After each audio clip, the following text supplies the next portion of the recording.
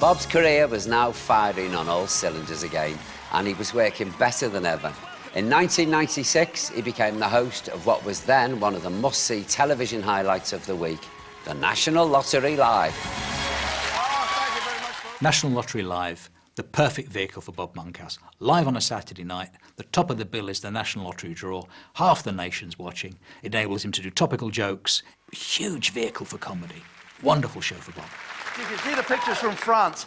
Miles and miles of queuing lorry drivers. And the fellow who lives next door to me said, it's just like your house when you're away working, Bob. I thought, I don't know. It was like a sort of mini show within a show, if you like a variety show, which he put on. There was so much added value when Bob appeared. The wonderful thing about the National Lottery is it's a live show, and I am addicted to live television.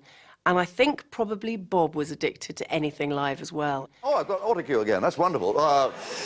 Good evening, ladies and gentlemen. Welcome to... The lottery show's had about 70 or 80 different presenters who've come on and said, welcome to the National Lottery Live, and all that sort of stuff.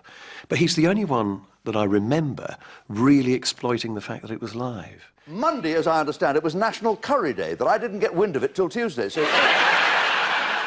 He was unflappable, which is perfect as a live performer. Nothing would throw him at all.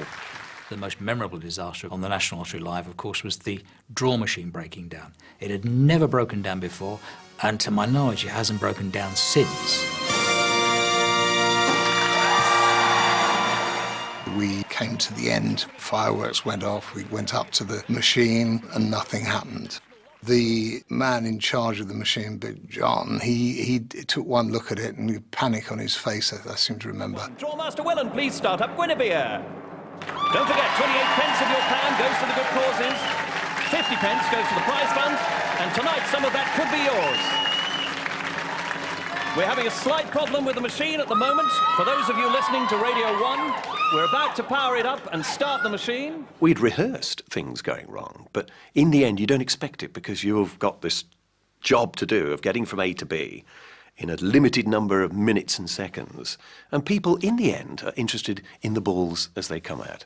On this occasion, they didn't. We're having some difficulty. It's at this point that we ask Bob Monkhouse to step forward and ask tonight's drawmaster, John Willen, to explain exactly what we do about this evening's draw. Drawmaster John Willen, please explain exactly what we're going to do about this week's draw.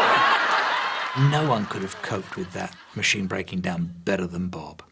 Taking his own cue, rounded up the show and said, I think probably we'll come back with the draw after Casualty, but Casualty's on next. That's it from the National Lottery Live. See you later. See you then. Away to Casualty. You've got to come back and 6. And go to 6. Go to 6. Take and to come. out. Just come out all wide shot. Keep coming. 20 seconds. Let me speak to Network.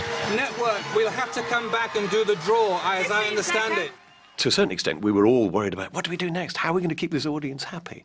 He did it all for us. He didn't go back to his dressing room. We just carried on, and then we did the draw after Casualty. You've been present at a phenomenal moment, the first time ever that this rotten machine has broken down. It's worked by a pensioner on a bicycle somewhere behind the scenery. So Bob and I actually ad-libbed our way through an entire episode of Casualty. It's another scoop from Dixon's, this machine, you know. I'm not too sure. It's all right for beating eggs, isn't it? We used it today to make the omelettes. It was very good. But it's a bit of a bugger when it comes to balls.